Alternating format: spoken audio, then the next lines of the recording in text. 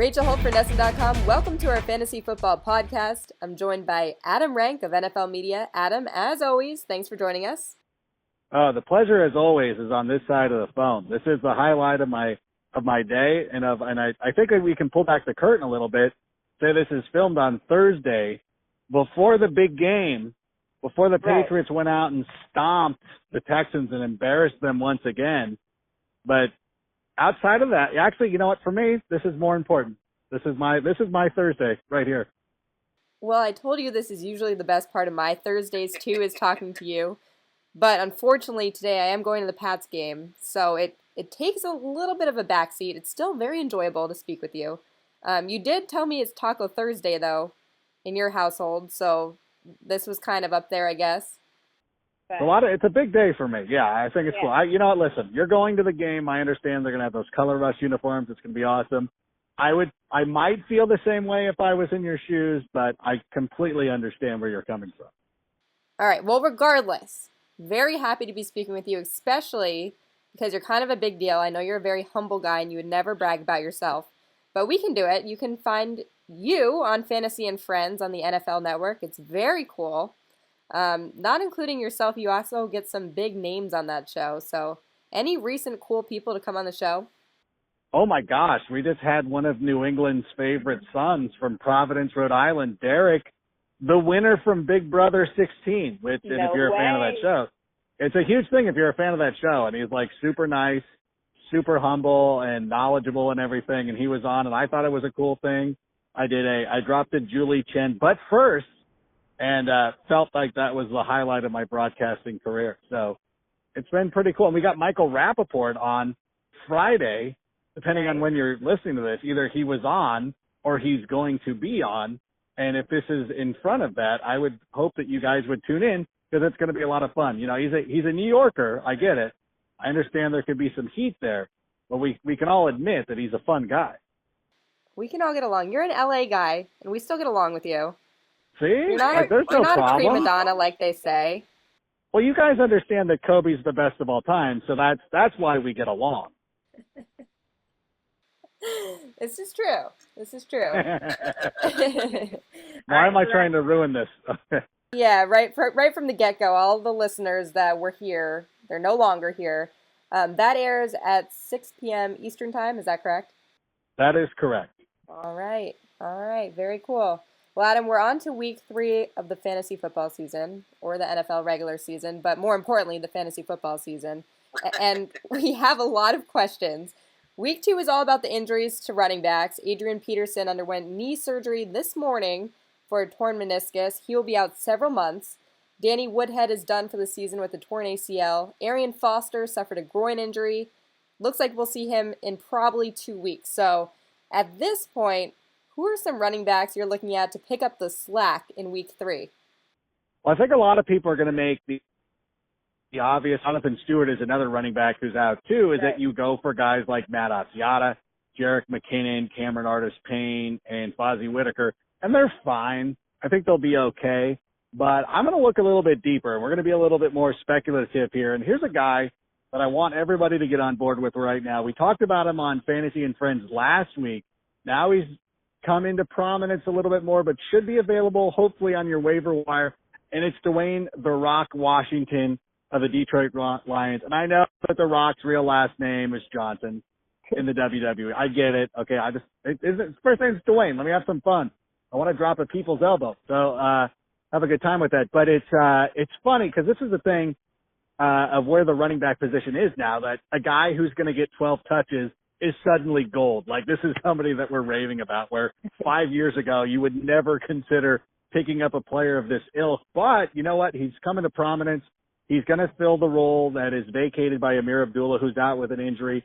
He's going to be the back on first and second down. Theo Riddick is still their passing down back. He's still got an established role on that team. But Dwayne Washington actually looked pretty good. He jumped ahead of last year's fantasy darling, Zach Zenner, and took over that goal line job. And you just knew it was a matter of time before he was really going to make himself a factor with this offense. And then, again, a lot of these guys that you're seeing on the waiver wire are not going to help you this week.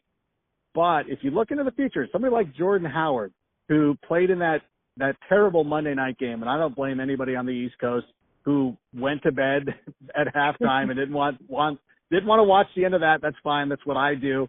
But Jordan Howard was actually the best looking running back for the Bears. He averaged more than 7 yards a carry. So he looked really good. And I think as the season starts to wear on, he's going to have a bigger role with that team. Eventually will become the number one guy. John Fox just doesn't like to rush rookies into it. So he's doing a slow burn right now, but eventually Jordan Howard's going to be the guy. And another rookie to keep an eye on too is Kenny Dixon with the Baltimore Ravens. John Harbaugh is not thrilled with either option that he has with Justin Forsett or Terrence West. And so that one guy who I just said, Kenny Dixon, he's very talented. His tape looked good. He was great at Southern Miss. So he's somebody, again, who can be that guy starting in week 8 who becomes a real significant part of your fantasy team. So if you have an opportunity to go add him to your roster right now and stash him, I would suggest that you do it. Okay, well, thanks. They all tuned out now because they're running to their computers. But for the people that are left, there's also a lot of questions about tight ends. They're giving people a lot of headaches. Those people who took Rob Gronkowski with one of their top picks are frustrated at this point, not sure how his health will factor into things in the beginning of the season. We'll actually touch on New England in a little bit. Obviously, a lot more questions with them. A lot of people were saying to pick up Eric Ebron if possible. He didn't do a whole lot in week 2. Zach Ertz is battling a rib injury. Martellus Bennett had an outstanding week 2 performance, but he'll likely be so inconsistent this season due to just how the Patriots do things. So who can we really look at in the tight end position? Yeah, that's the one problem is that you talk about Eric Ebron, who was great in week 1, went back and scored 5.5 points in week 2, but that's pretty much par for the course with tight ends. We really just don't have guys like Gronkowski who, when healthy, is going to put up consistent numbers week in and week out. We just don't see it. So Eric Ebron is somebody that you're probably just going to want to skate with for the next couple of weeks as long as he's healthy, because he's ending up on the injury report as well. One guy that you can pick up for this week who has been a huge disappointment is Jared Cook. Now, he's a guy who's had potential, never quite made the name that we thought he was going to make. We thought perhaps coming to Green Bay, this was going to be his opportunity. The first 2 weeks, though, not very good. So, again, everybody's disappointed with him. But if you look at the way the Lions play against tight ends, they let Jack Doyle score 2 touchdowns in week 1. Last weekend, they gave up a huge game to Delaney Walker. So I call this the Doyle rules, is that anytime you have a matchup tight end to play against Detroit, you play him. So I'm going to give Jared Cook one last shot here. I'm going to say, you know what? I'm going to give you the opportunity to go out and be that tight end that we thought you could be. And if not, then you're done forever. Like literally done forever. I will push to get him removed off of NFL.com's game if he does not come through. I do think too, a lot of people are upset with Kobe Fleener in the first couple of weeks, Right. and rightfully so. Like he was somebody that had high hopes because and I swear I'm not in a construction. I am actually in a construction zone. See, NFL Network ever expanding just to boost, just to find room for my big ego that I get from spending all this time with you. I do think though that Kobe Fleener was targeted, or I do know he was targeted in the red zone last week, which means that Drew Brees is starting to have a little bit more faith in him. They're trying to really work him into the offense, and I think it's safe to play him this week against the Falcons. The Falcons do good against regular wide receivers. They struggle against slot receivers and across the middle. So hopefully Kobe Fleener can have a huge game. Wow, this guy's pulling up like right on. Like I think he sees me sitting here, but he doesn't care. There Are it you is. about to get run over or something? It was like the slowest like run over scene ever, like Austin Powers with the bulldozer rolling. That's pretty much what was playing out here. I kid you not. Like I will sit out here and try to find a place to do my business, and yet there'll be like Shemp comes walking by with a cart full of like rusty trash cans or something, or this truck's backing into me. It's tough. It's tough going. Like you got to keep, like they say in the NFL, got to keep your head on a swivel at all times. Right, well, you just got on this great new show, and you clearly haven't been enough of a diva because you haven't been making demands around there, so you might need to work on that, but... I need a room. No. Start now. Okay, we also have a lot of questions about New England, of course, because we are the New England Sports Network, and even though you're a Chicago Bears fan, you can still agree with New England's problem here that we need some answers. So, somewhere Bill Belichick is very proud of the fact that fantasy owners have no idea what to do this week with New England. Of course, Jimmy Garoppolo went down with an injury to his throwing shoulder on Sunday against the Dolphins. He had a short week to recover. We weren't sure if the Pats were going to start him or what was going on. We're now hearing that Jacoby Brissett will start at quarterback for the Patriots and Jimmy G will be the backup. And it's worth noting that Edelman will be the emergency QB in New England. So that's kind of scary. What do you make of this situation with the Pats, and what does it mean for fantasy owners? This is one of the reasons why I don't heavily invest in Patriots players. And I know it's frustrating, and a lot of people, I think it's part of the reason why people do not like the New England Patriots. I'm not one of those people because I love Tom Brady, of course. I think he's the GOAT, and we'll say that. And I'm not pandering because you can go look through my body of work and you'll know that I've always said this. But it's the one thing that I can respect, though, is that he's really good as a football coach, and you just kind of know that the uncertainty is part of the certainty. Whereas, you just got to be able to what's going on with Bill Belichick. Try to figure out the scripts of how the game's going to unfold. And I know, excuse me, last week I felt like LeGarrette Blount, we talked about this a little bit, LeGarrette Blount was in line for a big game because of what they wanted to do against this particular team and always finding ways to get the most out of his players. I think the best example is what they did with Martellus Bennett last week, because in week 1, they had him in the slot and it really just wasn't working. So this week, they put him at the tight end position, hit him on the line, and all of his receptions were those short passes out of the tight end position. Now, he did line up in the slot, but he didn't get any receptions from the slot. They're all from the tight end position. So I like the way that he mixes it up, and it's if you're kind of a geeky person who really likes to try to figure out what Bill Belichick's got going on, it's a fun game of cat and mouse. Although this week with Jacoby, I'm not trying to get into that business. I like Julian Edelman, and that's about it. Everything else is too risky for me on a Thursday night. So, but I think over the next couple of weeks, Tom's coming back soon, then things will calm down and then things will be okay. And if you can survive these next couple of games, not knowing what's happening with Rob Gronkowski and things like that, then I think we'll be okay. Too much uncertainty for me. I don't know what's going to go on there tonight. That worries me. I have no idea. But you're a Pats fan. That's fine. Your team wins all the time. It's okay.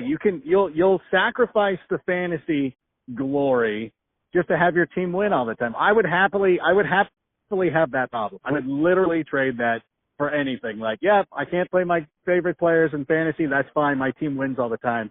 That's cool. It is taken for granted. A big step that I made today was I dropped the Pats defense from my fantasy team. And it's because we're told not to get attached to our defenses. The wisest of the fantasy football experts will tell you to look at the week's matchups and make decisions on who's playing. So I picked up Miami's defense. That's perfect. Yeah. That's a great move. That's a savvy move. You know what you've got to do. That's what you want to do. You want to look at the matchups that can exploit it. Cody Kessler going to be making the start for the Cleveland Browns. He doesn't push the ball down the field. He's probably prone to make some mistakes. I don't think that he's as polished as Carson Wentz. So I think he's going to go out there and have some trouble. Even with a defense that's not great like Miami's, I think that it's going to be bad news for him. So that's a great pickup. That's smart. Going off of this, what other defenses should we target in week 3 if you're in that mindset of dropping your defenses based on what's favorable? Yeah, because I think a lot of people, if you can't get Miami, I would look for Tampa Bay. It's tough because Todd Gurley is so good for the Rams, and this seems like he's poised for a breakout game because they're certainly giving him the ball a lot for him to get that opportunity to make a huge impact. But I think with the quarterback play that we've seen from them over the first couple of weeks, I think you're safe to play. Even if Todd Gurley has a huge game, I think the quarterback can go out there and make some mistakes. I think you got some opportunities for some turnovers. And the cross-country flight, the Rams played both games on the West Coast. Now they have to go across country to play in Tampa. I asked MJD, I said, is this a real thing or is this a narrative that people just like to spin? But he guarantees me it's a real thing. So I would look for Tampa Bay this week. Okay, and in terms of survivor leagues, I know we always touch on this. This week is kind of a tough one. It looks like a lot of people are going to look at that Miami Dolphins Cleveland Browns game and pick Miami. Other people are looking at the Lions at the Packers, with the Packers favored to win. The 49ers at Seattle with the Seahawks as the heavy favorites. Who's a safe bet this week in a Survivor League? Oh, I know. It's so dicey. Like, I really, really did not like this week at all. Detroit going to Green Bay. It's interesting because Detroit won in Green Bay last year. That was the 1991.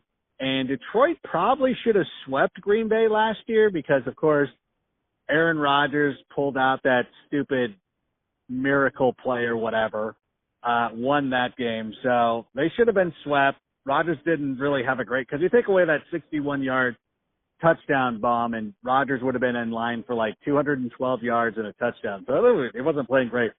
So I wouldn't see that one as easy. I think Miami, it's funny because how many times do you think over the course of the season would you take Miami? Like, this would be it, right? There's really no other matchups that you're looking at. And I know a lot of people will probably just spend their entire time just picking against the Browns. But, yeah, you want to win, so that's what you should do. I think the Browns are going to get a win at some point. I don't like it to be at Miami, so that one's a pretty good one for me. I'm tempted to go Giants. I don't think anybody in New England would want to go Giants. I'm tempted to go Giants, but they're 2-0. Washington's 0-2. This just seems like the Giants just have a huge letdown. Like, it just seems like that's the way that's going to go. So I'm going to stick with, you know what, I would have liked, yeah, I'm going to go with Miami. I've been kicking this around all day, trying to figure it out, but I think Miami is probably our safest bet. Well, it's because you're never going to pick Miami again during the season. So already you got them out of the way. So, I don't know. It makes me nervous, too. I don't know. I know. There's usually one that's, like, even Seattle, where you were talking about, like, I don't feel great about it. Russell Wilson last year, his passer rating on third down was 117 point something. This year it's 33. You're like, oh, my God, it's awful. So I just don't trust it. I've seen Pete Carroll as the coach of USC coach down to his competition way too many times. I'm thinking of all those losses to Stanford that should have never happened. So I'm going to avoid them too. So I think we've talked ourselves into Miami. Okay, that's the pick. Rolling with it. And then as far as predictions go, you always give us some good little nuggets. So in week 1, you told us to pick up Spencer Ware in the wake of Jamal Charles' injury. He had a blowout week. You single-handedly won me my fantasy matchup that week. So I'll never forget that. Who's going to have a big week 3? What is your prediction for this? I should have used that Spencer Ware as my walk-off. I should have just disappeared after that and gone into witness protection or something of that nature. Just to be on the safe side.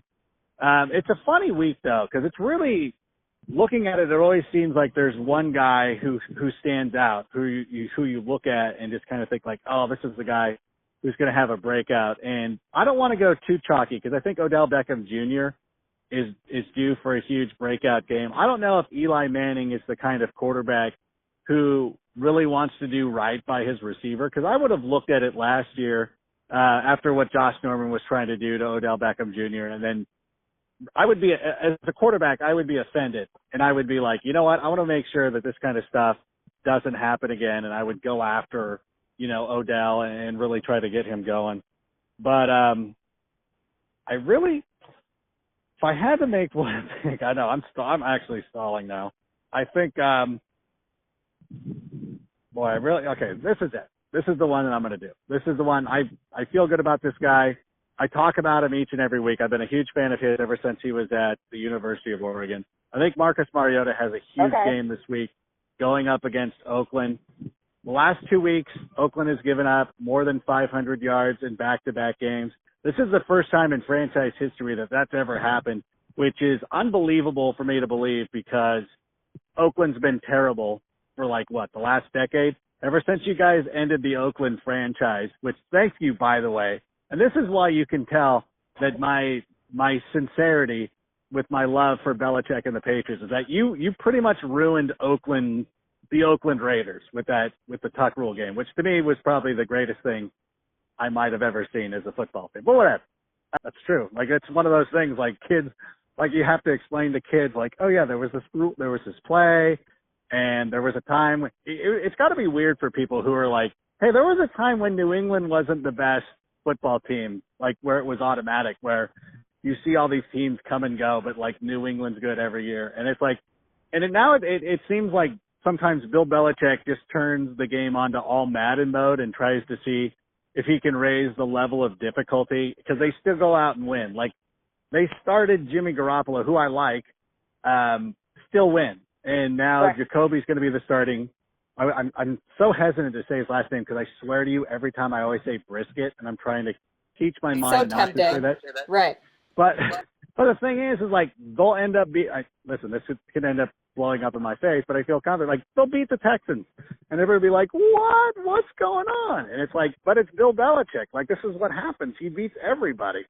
Like, there was a fluke last year. I mean, it was a fluke last year, and it figures that Peyton Manning would get another fluke Super Bowl, because if that kid doesn't fumble the punt in Denver, then New England has home field advantage, and there is no way in the world that Peyton Manning would have rolled in and won the AFC Championship game in New England, especially in a snowstorm. Like, that would have never happened. But I'm getting off the point talking about Marcus Mariota. Mariota will be good. I'm sorry. I'll keep it short. I'll self-edit myself here. Any other final nuggets you have for us? Words of wisdom, or should we just take it and run with it? All the stuff that you've been giving us. You know what? I think I've covered all my major talking points. Let me just take a quick look at the schedule right here. There's really nothing.